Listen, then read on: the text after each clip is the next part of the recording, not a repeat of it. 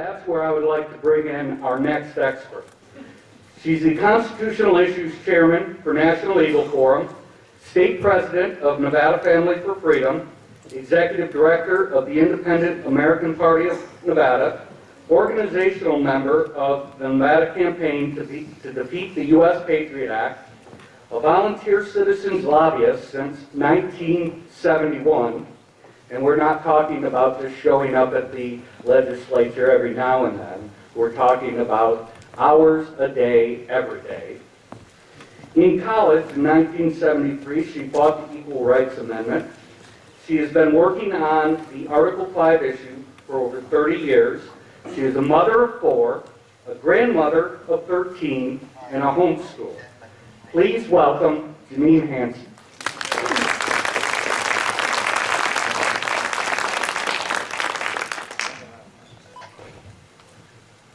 I appreciated all those scenarios and possibilities of what could happen since our Constitution is under threat. I'm very happy to be here. I want you to know, each one of you, how important you are, because you cared enough to come to give up your Saturday and be here, and to listen to these speeches and to commune with each one of us in order to try to do what? To save the country. I have 13 grandchildren and 1 on the way. And there is nothing more important to me than seeing that they have a good future.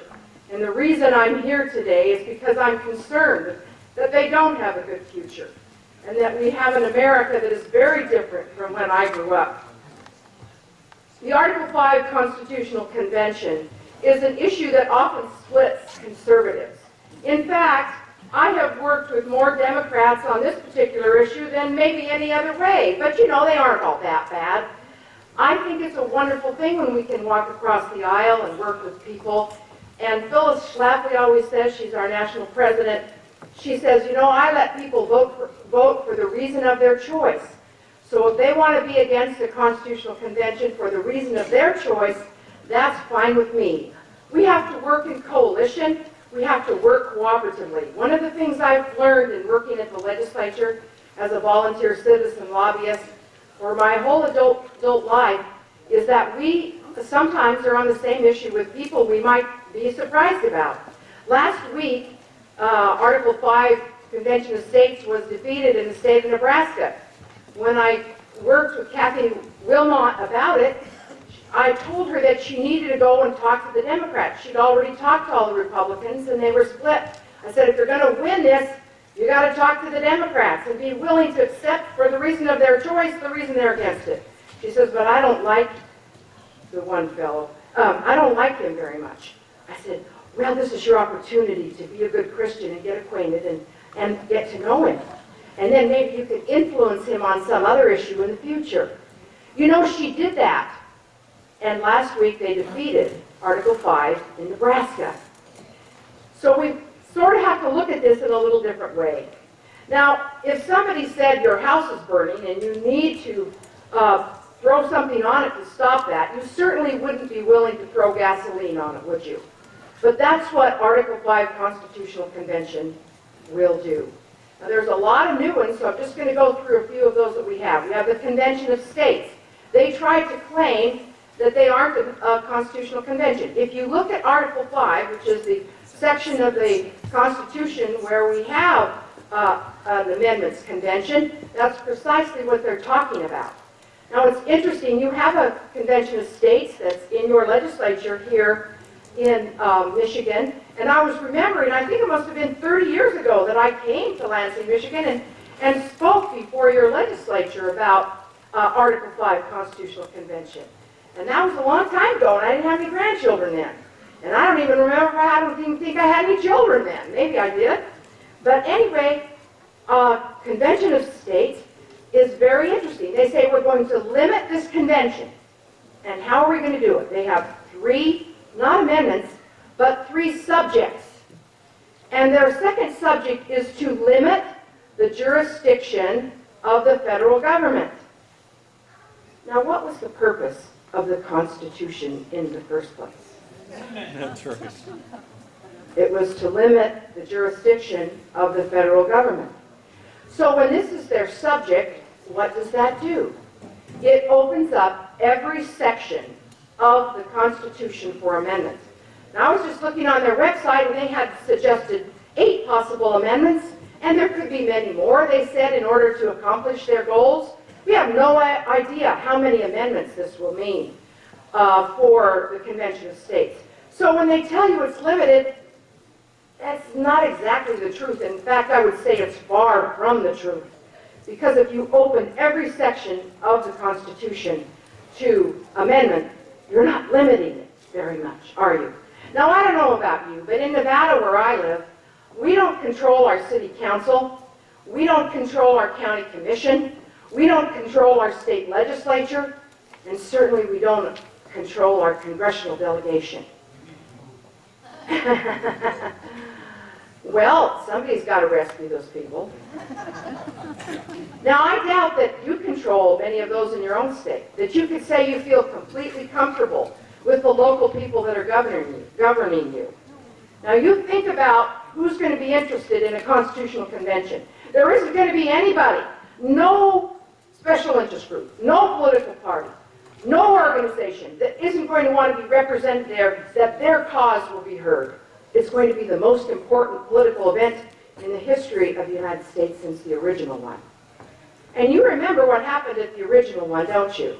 They were very honorable men. I don't see many of those in office these days, but they were very honorable men. There are some, and we're thankful for them, but they aren't the majority, unfortunately. And so what did they do? They changed their mandate, didn't they? And from that mandate to amend the Articles of Confederation, through the grace of God, and because these men were God-fearing men, they wrote a new Constitution inspired by God. We are the blessed beneficiaries of that Constitution. There's something else they did in order to get it passed. They changed what? They changed the ratification process, didn't they? The Articles of Confederation required unanimous consent in order to be changed. They changed it to 9 states. Now, I'm in favor of what they did. I fully support our founding fathers and their vision for America. But I don't fully support the leaders of our nation today and their vision for America, because I have been fighting it my entire life. And so it is a possibility when they tell you we have a safeguard. We don't have to worry about what comes out of the Constitutional Convention, even if it's to repeal our Second Amendment rights, like Tony mentioned, that they wouldn't change the ratification process as they go forward. Now, the Convention of States has a lot of money, and they're going all around the country promoting the Convention of States, but I always call it the Article 5 Constitutional Convention of the States, because it is under Article 5, and that's precisely what it will be. Now, we know that there's a lot of people with a lot of agendas that want to be involved in the Constitutional Convention, don't we? Mark Levine, in his book, they have 11 amendments that he wants, and I talked about the Convention of States, and in a minute I'll talk about the Compact for America. The Balanced Budget Amendment Task Force, they've been pushing this since I first got started back in the 80s, and they have resolutions spanning over 40 years. It's not really contemporaneous, is it? When I fought the ERA, they originally had a time limit of 7 years. That's generally been the case for constitutional amendments. Over 40 years, it's difficult to say that this is a contemporaneous idea. I want to talk about a balanced budget and how that won't work. Texas Governor Greg Abbott has 9 amendments that he wants. Former Supreme Court Justice John Paul Stevens, he wrote a book about 6.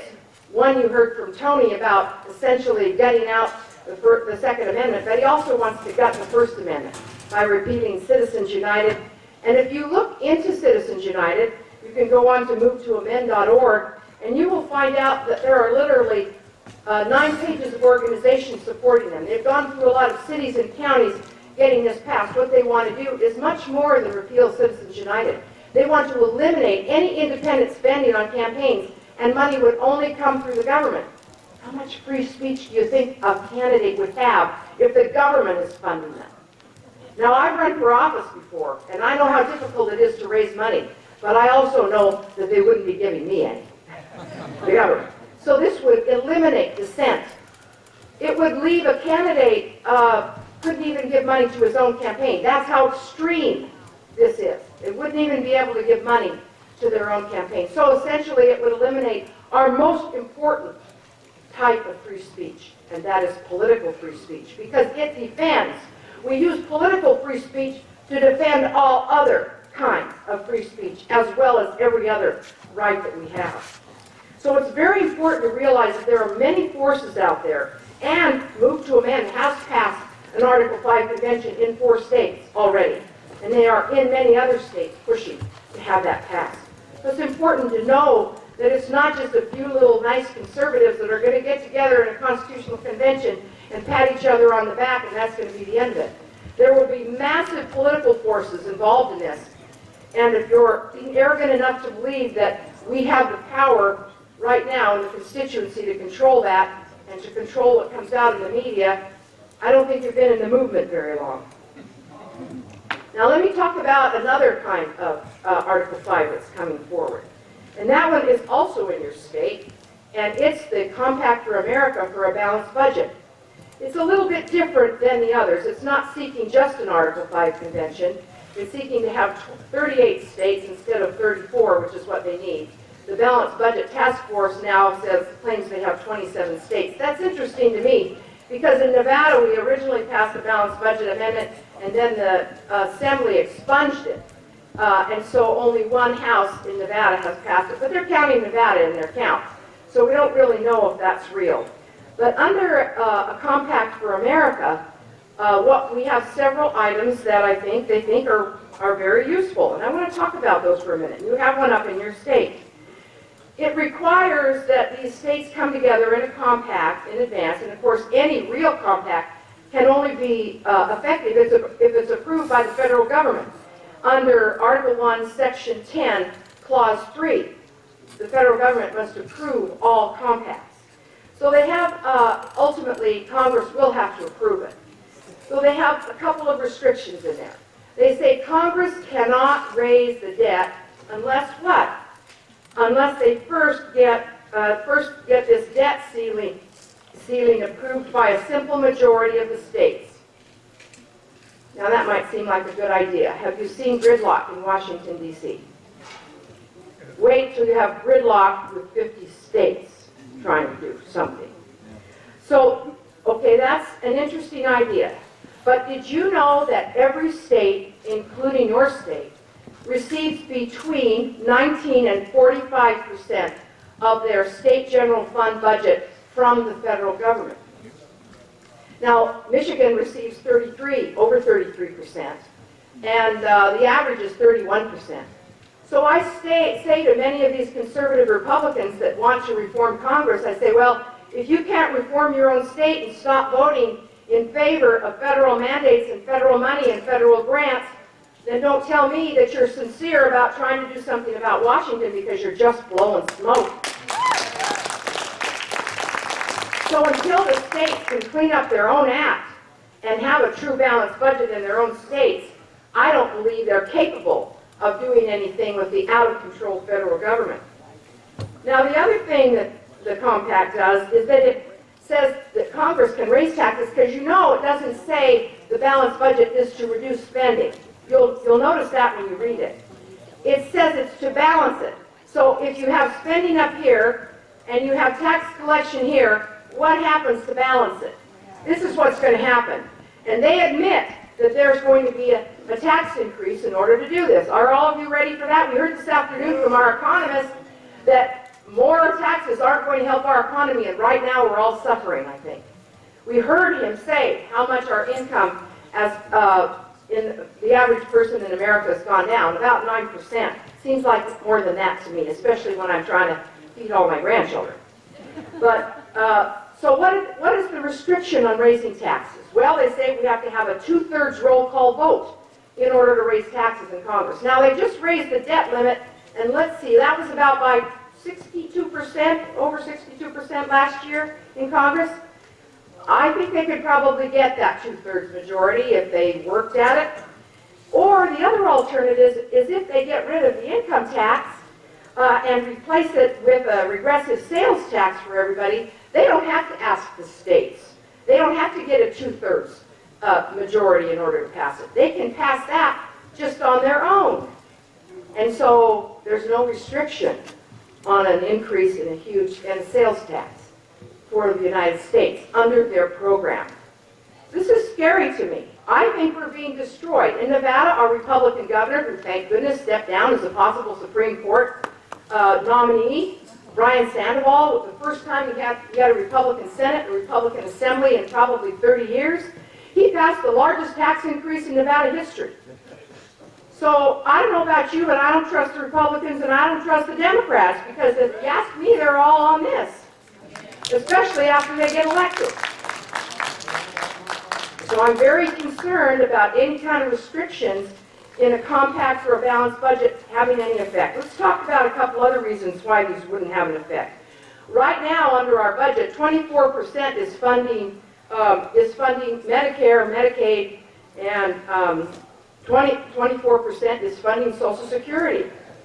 Now, if you send these people to a constitutional convention and you say, okay, we're going to balance the budget, but you can't cut Social Security, you can't cut Medicare, you can't cut the military, that's 18%, and you can't, of course, cut the interest on the debt, that's 6%, and you don't want to cut safety net programs like food stamps or unemployment, and you don't want to cut all the subsidies to the state. What is Michigan going to do when they cut Michigan's subsidy of 33%? What's going to happen to your taxes? How realistic do you think a single legislator would go to a constitutional convention and vote to increase their taxes in their home state by 33% or increase their collection? It isn't realistic until they do something in their own states to get off the federal dole and to refuse that. And there's very few Republicans, no matter how conservative they are, that ever say no to federal money. I went to see my county commissioner last year, and I was talking about how government was corrupt from the top to the bottom. He said, oh, no, Janine, we're not corrupt in Elko County. We're all Republicans, and we're not corrupt. I said, isn't that interesting? I was in the commission meeting 2 weeks ago, and I saw you pass 3 or 4 votes for federal grants. How are you going to say no, that you don't want the federal government to control 87% of Nevada's land when you have your hand out for federal money? It doesn't work. We either have to be independent and reject federal money, and then we can begin to insist on that on the federal level, but we can't start at the federal level without doing it in our own states, and it isn't happening with the Republicans or Democrats. Now, thank you. The Mercatus Center from George Mason University and Professor Kotlikov from Boston University have said that the unfunded mandates liability, the unfunded liability for Social Security, Medicare, Medicaid, and federal pensions, you know how much the federal debt is? They're claiming it's $222 trillion. $222 trillion. Do you hear the figure $19 trillion is the debt? They never add in all the unfunded mandates. Do you know the federal government has taken all the receipts, all the money from Social Security, and what have they done for it? They have given them IOUs with federal treasuries, and they have spent the money. It's not there. It's gone. That's what's happened. Now, the federal debt can never be eliminated until we go back to constitutional origin of money, and that is what? The constitutional origin of money has the government's power to create money, not the Federal Reserve, the private Federal Reserve Bank that charges us interest on money they create out of nothing. And so the debt can never be overcome until that is repudiated. Never. And who did that in our history? Lincoln and John F. Kennedy. They both printed non-interest-bearing notes to stimulate the economy. And that is within the constitutional power of government. Now, a constitutional convention has many pitfalls. And for us to think that it would be a simple thing is erroneous. The Compact for America says in their compact that they're going to meet for 24 hours, pass out this resolution, this new amendment, in 24 hours. Whatever happened to deliberation? Whatever happened to consideration?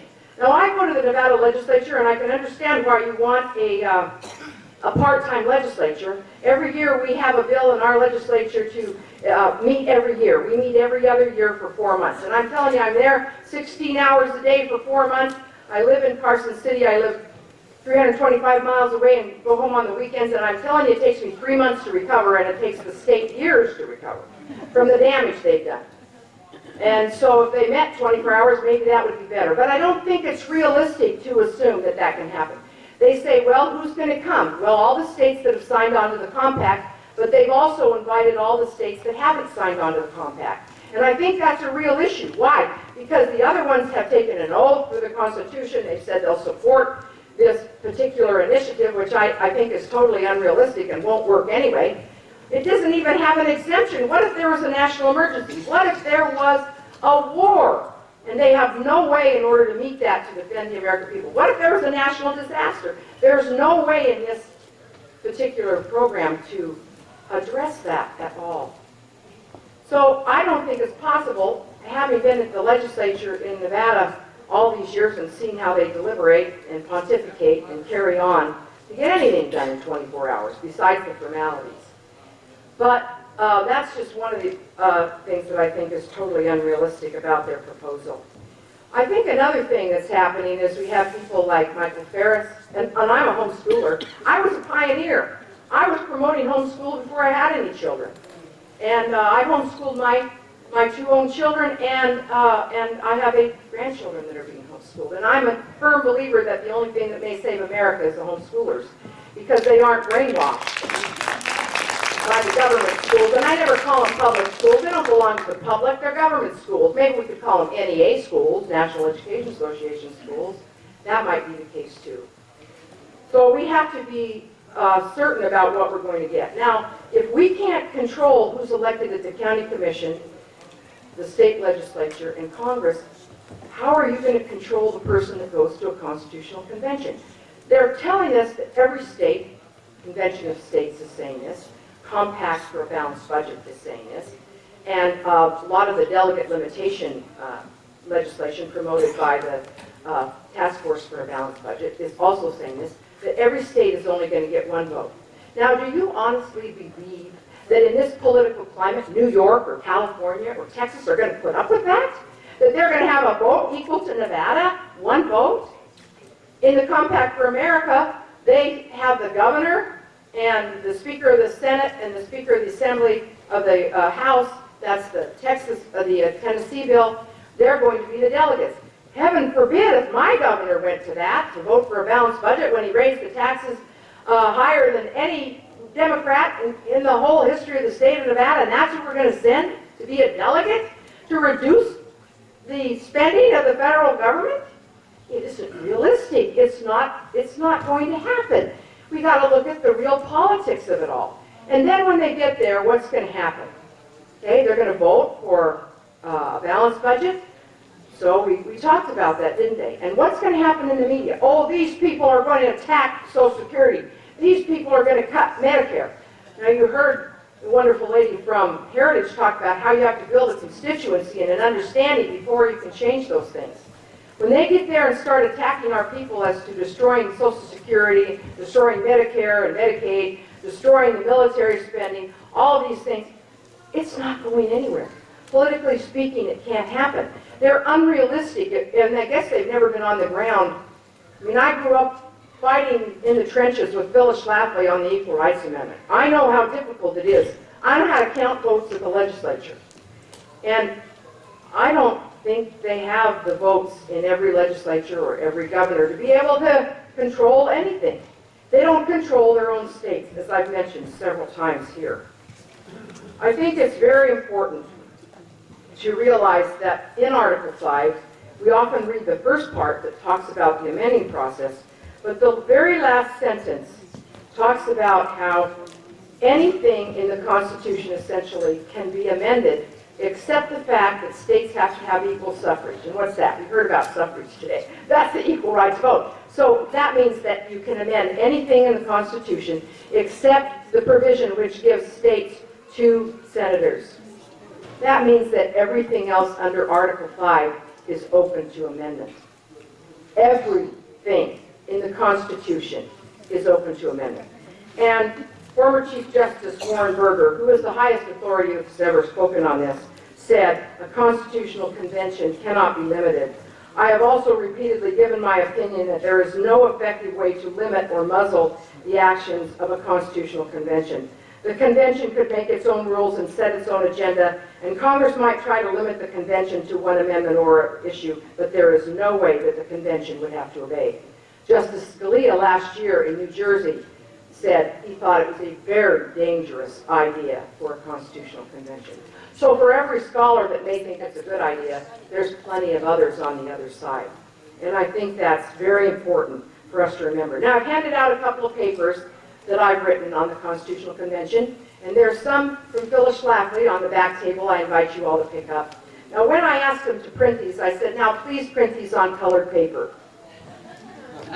So, you know, Eagle Forum is so conservative that they printed them on white paper instead of on colored paper. Now, why did I ask them to print them on colored paper? As a lobbyist, a citizen lobbyist, which I'm very proud to be, I'm a volunteer, I never give anything to a legislator on white paper. Why? Because their desks are stacked with white paper, and I want them to be able to find mine. So I always have a whole multiple colors that I hand out on different issues.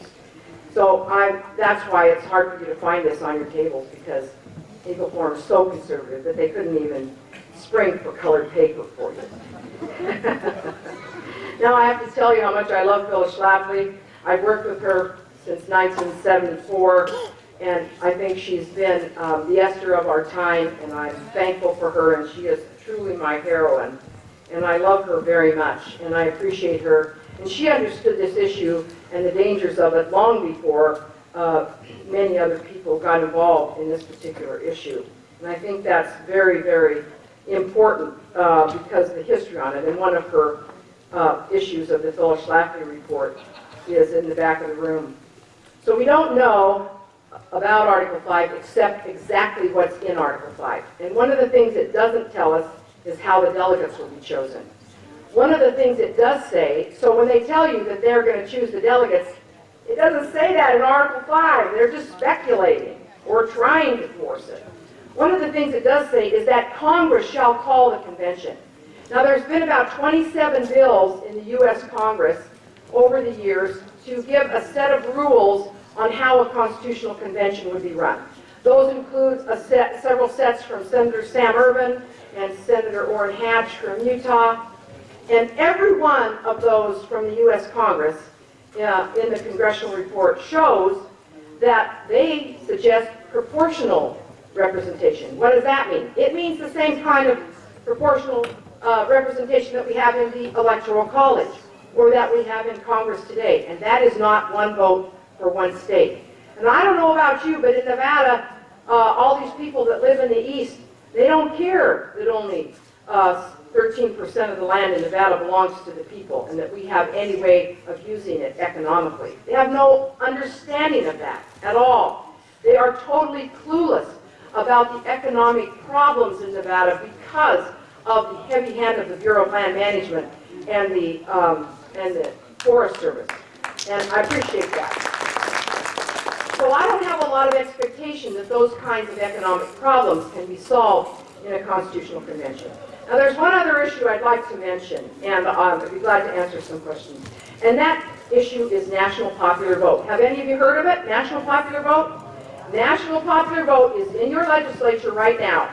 And it has passed in enough states, let's see, if I can find that on here. It has passed in, and guess, now think about what these states are: California, the left coast, Washington, D.C., Hawaii, Illinois, Massachusetts, Maryland, New Jersey, New York, let's see, Vermont, and West Virginia and Rhode Island. Now, 2 of those states have actually got bills this time to repeal it. What the national popular vote is a compact which circumvents the requirements that a compact be approved by Congress. That's not a good way to start, I don't think, to avoid the Constitution.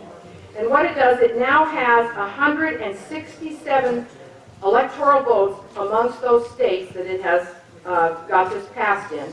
And when they get 270 electoral votes, they will claim that the compact is fulfilled. And what happens at that particular time? If it happens this year, and they're going after Republican states now, in the past it was always Democrat states and they were using the labor unions, but now they've introduced it in a lot of Republican states. There are 8 former chairmen of the American Legislative Exchange Council, which is almost all Republican. They're also promoting, American Legislative Exchange Council is also promoting all the Article 5s that are promoting national popular vote. So what that means is, if you in Michigan vote for a Republican president, and you've signed on to the national popular vote, then if the majority, and I don't mean the majority, the plurality of votes, because we don't have majorities anymore electing presidents, if the plurality of votes are for Hillary Clinton or the Democratic candidate, and you signed on to national popular vote, your electoral college votes, no matter what your state voted for, will be forced to go to the Democratic candidate. This is a vote-stealing scheme by the large states, and your votes are going to be completely negated. Now, wow, it was the genius of the Electoral College. It was built on the same magnificent compromise as the Great Compromise, which gave us a Senate, which equally represented all the states, and a House, which was apportionment. That's the genius. And so smaller states actually have an advantage in the Electoral College because they have two senators, but they have those 2 Electoral College for that. What the Electoral College does is ensure that the president is elected by the whole United States and not just the east and west left coast. You know, that the leftists don't do it, that everybody has to be considered. And that's the genius and the blessing of the forward thinking of our founding fathers, because we don't believe in democracy, do we? No. The greatest example of democracy is a lynch mob. And believe you me, when I have been fighting in favor of marriage between a man and a woman, there's been a lot of people wanted to lynch me. And I've had a lot of death threats over that. So I know what that means. I understand what that means. So we don't want that. We believe in and to the republic for which it stands. Remember that part? We're not a democracy. We believe in representative government. And so the national popular vote would completely do away with that, and it would become a democracy to elect the most popular demagogue as American president, and steal your votes in the meantime. So there's a lot of good articles on National Legal Forum website. I do a weekly conference call with the states. If you're interested in that, you can fill out a card and you can be invited to participate. You can also sign up for Eagle Forum's national emails. They have a tremendous alert system. We have people in Washington, D.C. doing that. You can make a tremendous difference. You know, I used to get so fed up with things, and I'd want to quit once a week. And then I'd get mad about something, and away I'd go again. You know, and here I am. I never did quit, and I'm still working. Why? Because our future depends on it. Because the future of our grandchildren depend on it. I'm going to have another one born this year. I can't say to my grandchildren, Grandma didn't have time, she was on Facebook. Grandma didn't have time, I was at the tea party playing bridge. No, Grandma's going to say, I did everything I could to save America for you because you're my blessing.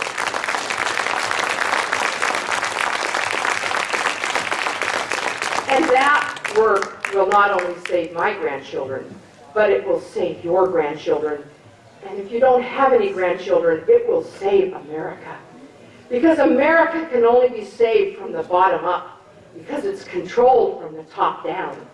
And we have to be the leaven in the loaf to raise that.